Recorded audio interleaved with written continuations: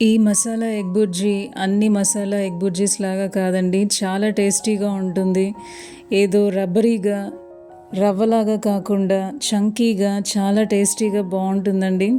Hi అండి, అందరికీ నమస్కారం. Welcome to Divyamrutham. ఇక్కడ నేను ముందుగా 8 ఎగ్స్ తీసుకున్నానండి. కాస్త సాల్ట్ వేసి చక్కగా బీట్ చేసుకుంటే ఎగ్ బుర్జీ మనకు చక్కగా పొంగి ఫ్లఫీగా టేస్టీగా ఉంటుందండి.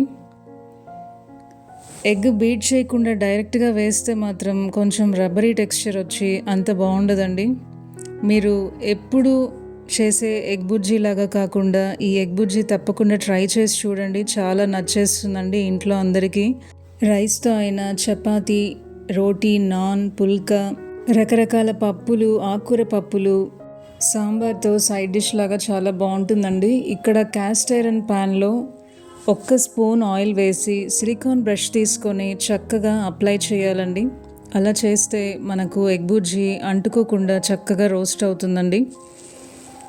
ఇక్కడ ఉల్లిపాయలు మరీ ఫైన్గా చాప్ చేయకుండా పొడవుగా ఇలా కట్ చేసుకుంటే ఎగ్ బుర్జీలో అక్కడక్కడ మనకు ఆనియన్స్ కూడా తగులుతూ చాలా టేస్టీగా ఉంటుందండి. ఇక్కడ 8 ఎగ్స్కి 3 మీడియం సైజ్ ఆనియన్స్ కట్ చేసుకున్నానండి ఇలా పొడవుగా.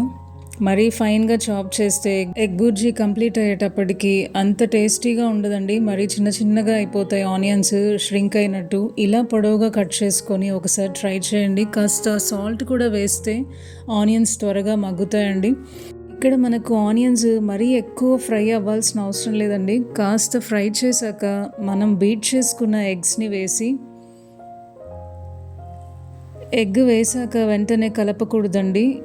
మరీ పొడి పొడిగా రవ్వలాగా చేస్తారండి ఎగ్ బుర్జీ అంటే, అది అసలు తినడానికి బాగుండదండి. ఇలా చంకీగా పెద్ద పెద్ద చంక్స్ లాగా ఉంటే బాగుంటుందండి. మనం బీట్ చేసుకున్న ఎగ్స్ వేసాక నేను ఒక 2 మినిట్స్ అలాగే ఉంచేసి తర్వాత ఇలా ఫ్రై చేస్తున్నానండి. స్లోగా ఫ్రై చేయాలండి. ఎక్కువ మిక్స్ చేస్తే మాత్రం మరీ పొడి పొడిగా రవ్వగా అయిపోయి తినేటప్పుడు అంత బాగుండదండి. చాలామంది ఎగ్ బుర్జీ అనగానే మరీ ఆయిలీగా ఏదో ఆయిల్లో వేసి ఫ్రై చేసినట్టు చేస్తారండి. అలా చేస్తే అన్హెల్దీగా ఉంటుంది, అంత రుచిగా ఉండదండి. రబ్బరీగా అయిపోతుంది ఎగ్ టెక్స్చర్ అనేది. నేను ఇక్కడ 1 స్పూన్ ఆయిల్ ఫస్ట్లో వేసానండి. నేను ఇక్కడ మధ్య మధ్యలో ఒక్కొక్క స్పూన్ ఆయిల్ వేసి ఫ్రై చేస్తాను. మీరు లాస్ట్ వరకు చూడండి. చాలా చక్కగా వస్తుందండి ఎగ్ బుర్జీ అనేది. ఇలా ట్రై చేసి చూడండి. ఎగ్ తినేటప్పుడు చాలా సాఫ్ట్గా జ్యూసీగా ఉంటుందండి. మరి ఏదో డ్రైగా రబ్బరీగా అనిపించకుండా. ఇక్కడ కాసేపు ఫ్రై అయ్యాక ఇప్పుడు 1 స్పూన్ ఆయిల్ వేసానండి. ఇప్పుడు మీడియం ఫ్లేమ్లోనే కాస్త ఫ్రై చేద్దామండి ఆయిల్ వేసాక.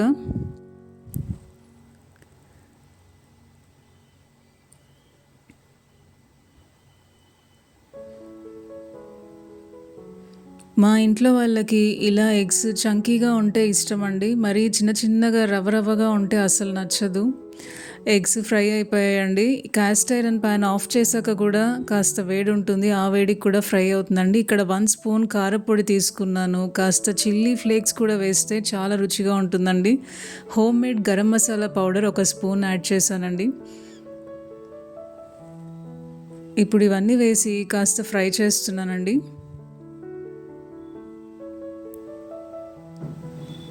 ఇక్కడ రుచికి సరిపడా సాల్ట్ కూడా వేస్తున్నానండి. మనము ఎగ్స్ బీట్ చేసినప్పుడు కూడా కాస్త సాల్ట్ వేసాము.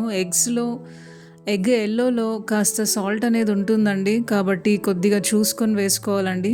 మరీ ఎక్కువ అయిపోతుంది సాల్ట్, కాబట్టి 2-3 స్టేజెస్లో యాడ్ చేసుకుంటే లాస్ట్కి మనము తక్కువ అయితే యాడ్ చేసుకోవచ్చు, కానీ ఎక్కువ అయితే దాన్ని అడ్జస్ట్ చేయలేమండి. సో నాకు ఇంకొక స్పూన్ ఆయిల్ ఇక్కడ వేస్తున్నానండి. 1/2 స్పూన్ ఆయిల్ వేసాను, ఎక్కువ వేయలేదండి. మరీ ఆయిలీగా చేసుకుంటే అన్హెల్దీగా ఉంటుంది, మనకు ఆరోగ్యానికి అస్సలు మంచిది కాదండి. ఎగ్ బుర్జీని మీరు ఇలా ట్రై చేసి చూడండి, చాలా నచ్చేస్తుందండి ఇంట్లో అందరికీ.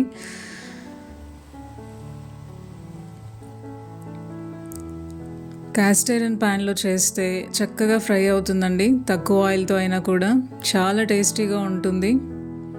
నాకు ఇంకాస్త కారపొడి వేయచ్చు అనిపిస్తుందండి. ఇంకొక 1/2 స్పూన్ యాడ్ చేస్తున్నానండి. ఇంకా స్టవ్ ఆఫ్ చేసేసానండి నేను. ఈ వేడికి కూడా కాస్త ఫ్రై అవుతుందండి. క్యాస్ట్ ఐరన్ ప్యాన్ అడ్వాంటేజ్ ఏంటంటే స్టవ్ ఆఫ్ చేశాక కూడా 1/2 అవర్ వరకు ఆ వేడి అనేది అలానే ఉంటుందండి. ఇంకా స్టవ్ ఆన్ చేసి ఇంకా ఫ్రై చేస్తూనే ఉంటే బాగా డ్రై అయిపోతుందండి ఎగ్ అనేది. అస్సలు బాగుండదు తినేటప్పుడు. చూసారు కదండి, మన టేస్టీ ఎగ్ బుర్జీ రెడీ అయిపోయిందండి. మీరు ఒకసారి ఇలా ట్రై చేసి చూడండి. ఈ వీడియో నచ్చితే లైక్ చేయండి, షేర్ చేయండి. మరిన్ని హెల్దీ రెసిపీస్ కోసం మన ఛానల్ దివ్యామృతం సబ్స్క్రైబ్ చేసుకోండి. మరొక హెల్దీ రెసిపీతో మేము ముందుంటానండి. అంతవరకు సెలవు. మీ దివ్య సైనింగ్ ఆఫ్. బాయ్.